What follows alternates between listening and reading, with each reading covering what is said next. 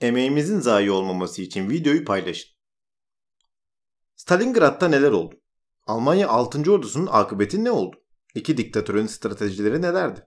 General Paulus ve Çuykov cehennemde nasıl hayatta kaldı? A-9, A-10 balistik füzeleri ve Messerschmitt Me-262 jetleri nedir? Gelin bakalım.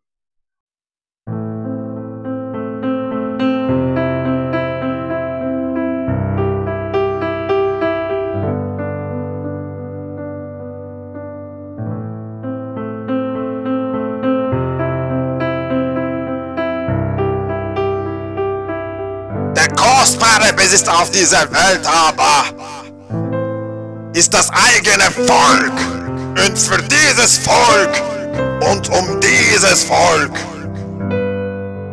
wollen wir ringen und wollen wir kämpfen und niemals erlahmen und niemals ermüden und niemals versagen und niemals verzweifeln.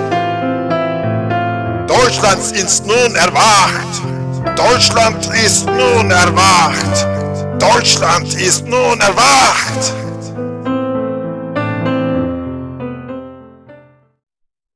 Moskova önlerinde. Almanlar Sovyetleri yenmek maksadıyla Haziran 1941'de giriştikleri Barbarossa harekatıyla parlak başarılar elde ettiyse de belirlenen hedefe belirlenen sürede erişilememişti. Alman Doğu Ordusu'nun merkez grubu Moskova önüne kadar gelmişti.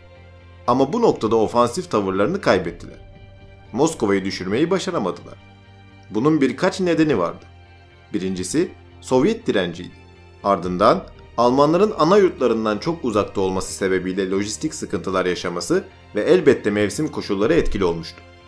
Şimdi çok az geriye gidelim ve Alman geri çekilmesine bakalım.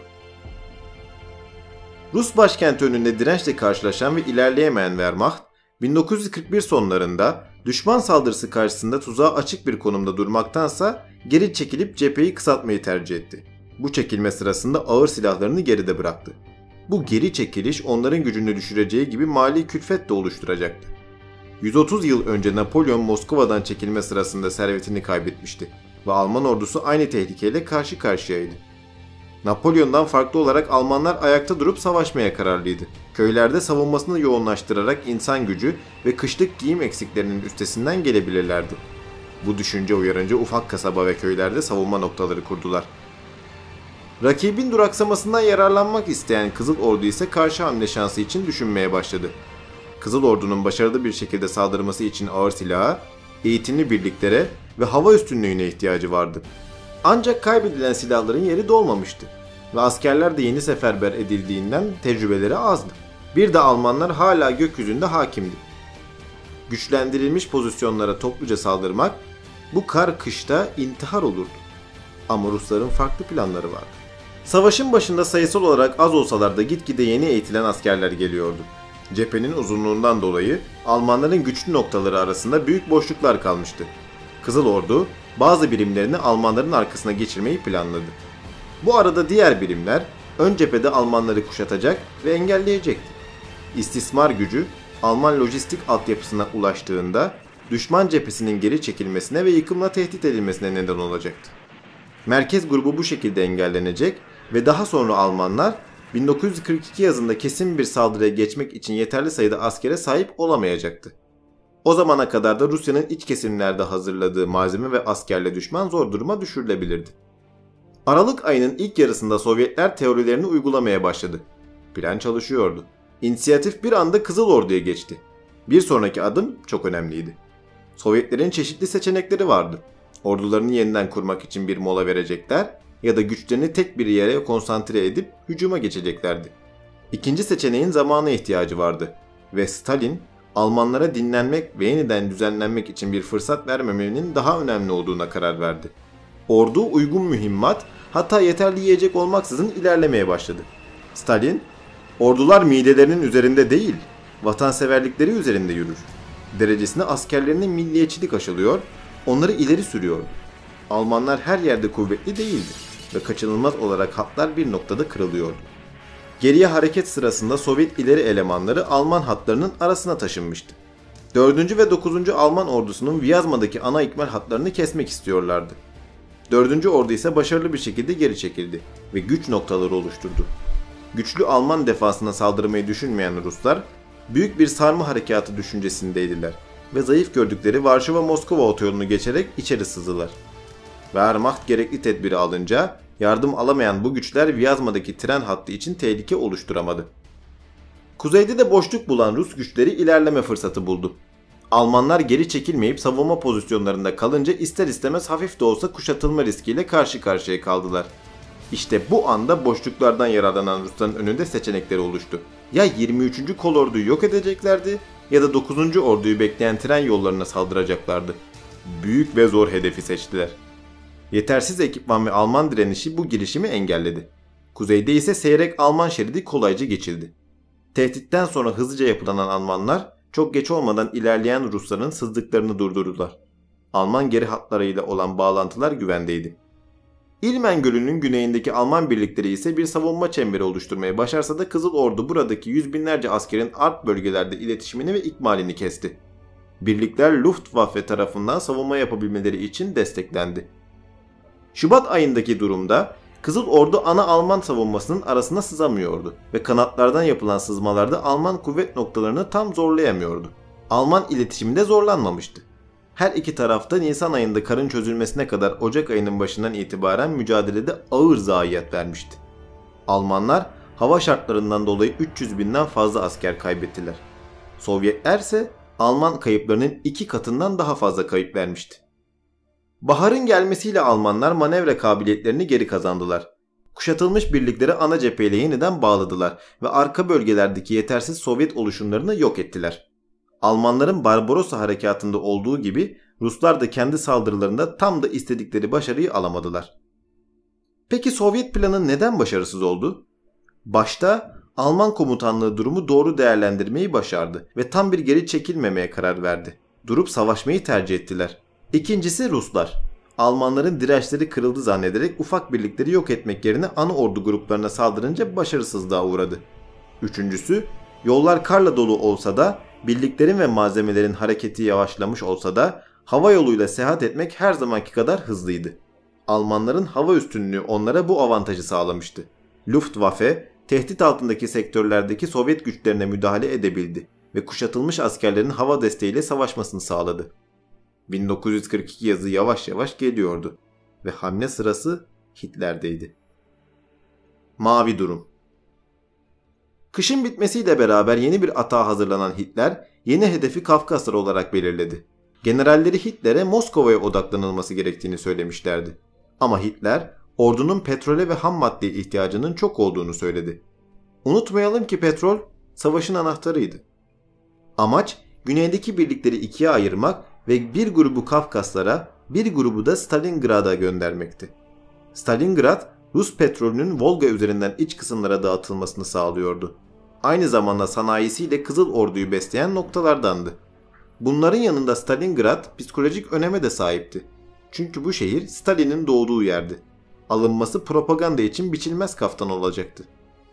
Mavi Durum adı verilen yeni operasyon, Kırım Seferi ve Rusların 200 bin kayıp verdiği 2. Karkov Savaşı yüzünden gecikmeye uğradı. Almanlar bu başarılardan sonra Haziran'da operasyonu başlattı. Güney Ordular grubu taarruza başladıktan sonra Hitler grubun ikiye ayrılması için emir verdi.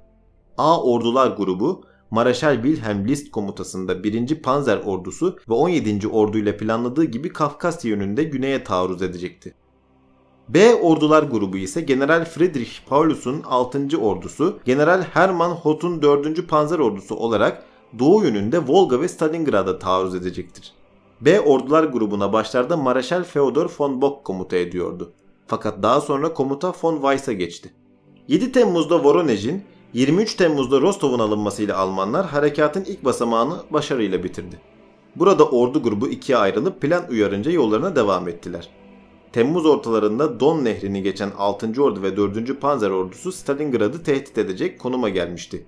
Bu ileri harekatın kanatlarını Macar, İtalyan, Romen ve Hırvat orduları koruyacaktı. Tarihler 23 Ağustos 1942 olduğunda ise ünlü Stalingrad Muharebesi başlayacaktı.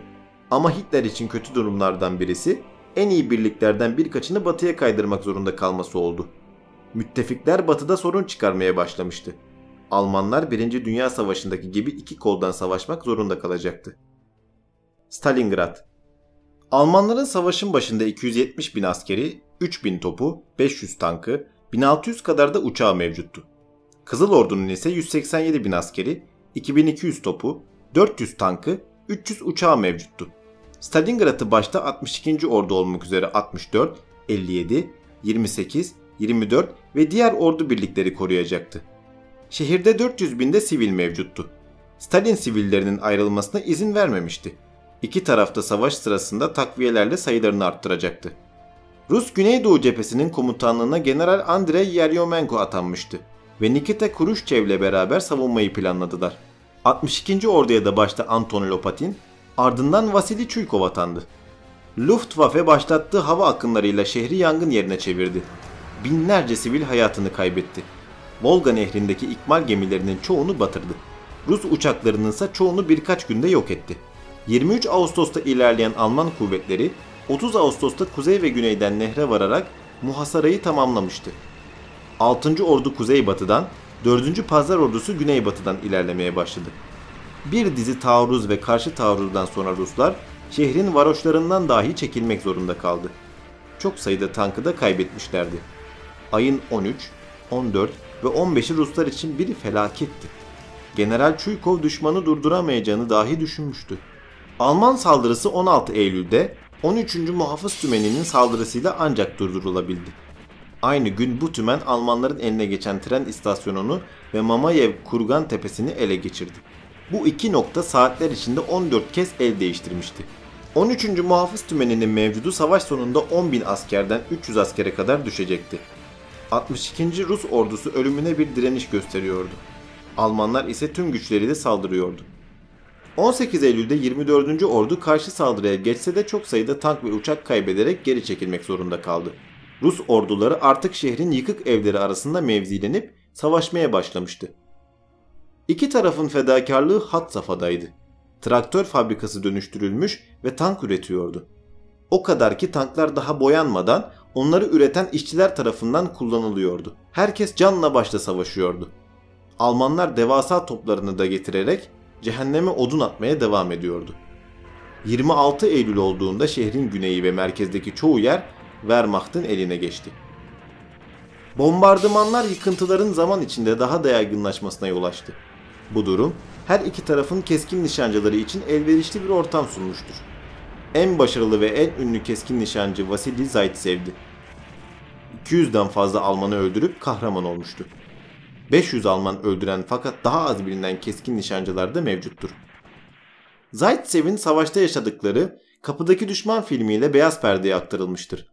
Jude Law'un başrolde oynadığı ve Ed Harris'in de bir Alman keskin nişancıyı canlandırdığı filmi en azından savaşın atmosferini anlayabilmek için izleyebilirsiniz. 1993 yılı yapımı Stalingrad filmini de savaşı Alman askerlerin gözünden izlemek isteyenler için tavsiye ederiz. Ekim ayı boyunca da amansız mücadele devam etti. Fabrikaların olduğu yerde ve şehir merkezinde sıkışan Ruslar savunmaya devam etti. Artık savaş bina bina, kat kat yapılıyordu. Bir dairenin bir odası Alman kontrolündeyken bir odası Rus kontrolündeydi. Almanların özel eğitimli birlikleri artık her ev için ayrı operasyon yapıyordu. Fareler Savaşı olarak adlandırılan bu savaşta kan ise yağ gibi akıyordu. Kasım ayı geldiğinde şehrin %90'ı Almanların eline geçmişti. 3 noktada Ruslar tutunabildi. Bu aya kadar hava üstünlüğünde büyük kayıplar vermesine rağmen Almanlardaydı. Arada bazı uçaklar farklı cephelere yollanıyordu. Bu Luftwaffe'nin gücüne sekte vurmaktaydı. Uranüs Harekatı. Stalingrad'ı kurtarmak için planlar yapan becerikli General Chuykov, Stalin'e damarda akacak kan kalmadı, yardım gelmezse kaybederiz diyordu. Ruslar direnebildikleri kadar direnmişlerdi. Stalingrad'da giderek umutsuzlaşan bir direniş sürerken, Zhukov ve Vasilevski tarafından hazırlanan ve Uranüs Harekatı Kapalı adı verilen planın hazırlıkları da tamamlanmak üzereydi. Plan, Stalingrad içinde bir karşı taarruzda Alman hatlarını kırmak yerine Stalingrad'da Sovyet birliklerini kuşatmış olan Alman çemberini dıştan sarmayı hedefleyen bir plandı. Ruslar yeni teçhizat ve eğitimli askerlerle yeniden organize olmuştu. Stalingrad'daki ordunun kolları çok zayıftı. Voronezh'den Stalingrad'a kadar Don kıyıları boyunca Macar 2. ordusu, İtalyan 8. ordusu ve Romen 3. ordusu mevzi almıştı. Çok kötü mevzilenmişlerdi ve ikmal hatlarına uzaktılar. Üstüne Macar askerlerinin ekipmanı bile tam değildi.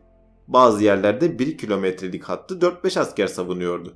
Güneydeki kanatta bir Romen ordusu ve az sayıda Almanla savunuluyordu. General Franz Hattler Hitler'i defalarca uyarmıştı. Kanatlar boştu ve bir felaket olabilirdi. Hitler generale kanatları da nasyonel sosyalist inanç koruyacak diyordu. Hattler uyarılarına devam edince görevden alındı. 19 Kasım günü Stalingrad'ın kuzeyinden 3 büyük Rus ordusu saldırıya geçti. 2 gün içinde Romen 3. ordusunu dağıttı. Alman 48. Panzer Kolordusu bu ilerleyişi durduramamıştı. 20 Kasım günü güneyden bir Rus taarruzu daha oldu. Romen birlikleri çok çabuk dağıldı ve 6. ordu bir anda birkaç gün içinde arkasından sarılmış oldu. 300.000 Alman ve Rumen bir anda kendilerini kuşatmanın ortasında buldular. 20 Kasım günü Stalingrad ve Doğu cephesi için sonun başlangıcıydı. Ancak 20 Kasım 1942 günü çoğu kez dikkatten kaçan bir başka yerde de sonun başlangıcı olarak algılanmaktadır.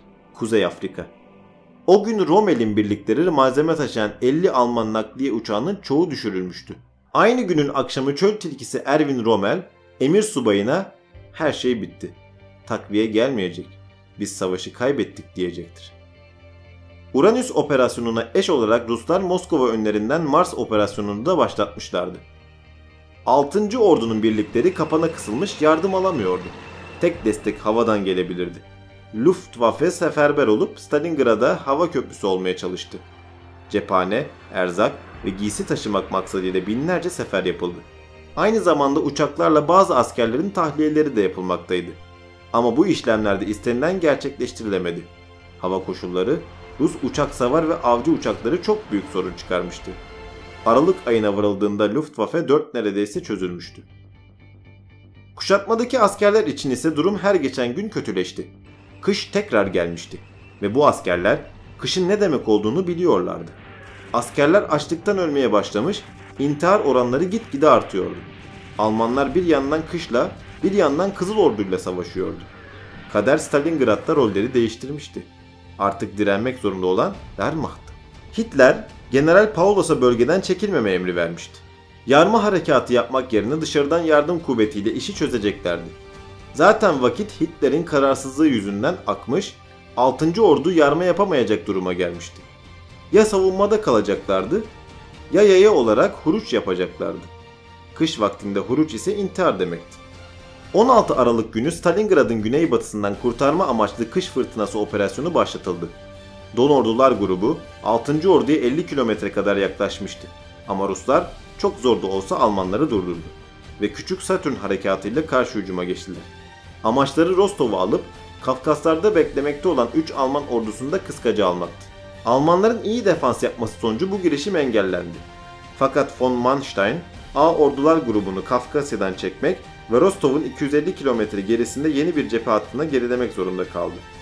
Artık 6. ordunun kurtarılma umudu kalmamıştır. Ancak Stalingrad'daki mihver kuvvetlerine bu söylenmedi. Onlar kurtarma kuvvetlerinin geleceğine inanmaya devam ettiler. Kızıl Ordu vakit kaybetmeden Stalingrad'daki 6. orduyu yok etmeye karar verdi. Don cephesi komutanlığını kurarak başına General Konstantin Rokossovski getirildi. Başlayacak operasyon adı da Kolsto olacaktı. Son demler. 8 Ocak 1943 günü Paulos'a teslim ol çağrısı yapıldı ama Hitler'in emri üzerine general direnmeyi seçti. 10 Ocak günü Ruslar top ateşiyle saldırıya geçti. Alman savunma alanı 22 kilometreye 14 kilometre olacak şekilde daralmıştı. Soğuk, hastalık, cephanesizlik Almanları zorluyordu. Ama son ana kadar disiplinlerini kaybetmemeye çalışıyorlardı. Amansız sokak çatışmaları tekrar başlamıştı. Ocak sonunda ise artık Alman uçaklarından gelen yardımlar çok aza inmişti.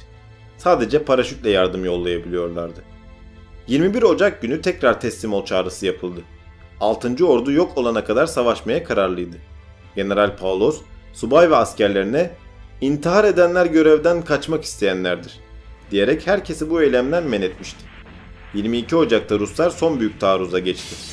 Dayanacak gücü kalmayan Alman birlikleri kaçışma emareleri göstermeye başlamış, her şey bitmişti. 30 Ocak günü Hitler, Paulus'a Maraşal unvanı verdi. Şimdiye kadar hiçbir Alman Maraşali esir düşmemişti. Bu hareketin anlamı açıktı.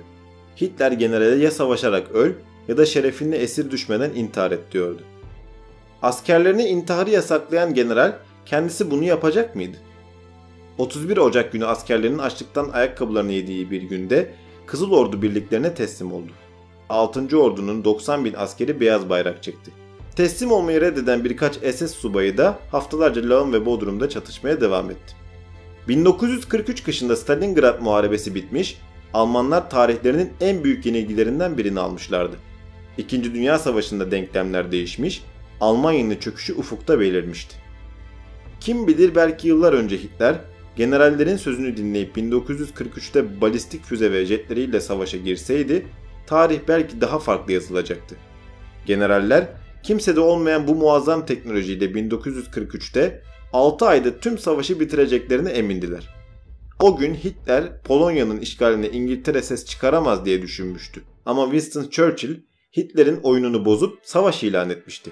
Böylelikle Churchill, ister istemez savaşı asıl kazandıran isim olmuştu. Buraya kadar izlediyseniz biz hatırlatmadan zaten kanala abone olursunuz. Kendinize iyi bakın, videoyu da paylaşmayı unutmayın. İyi günler.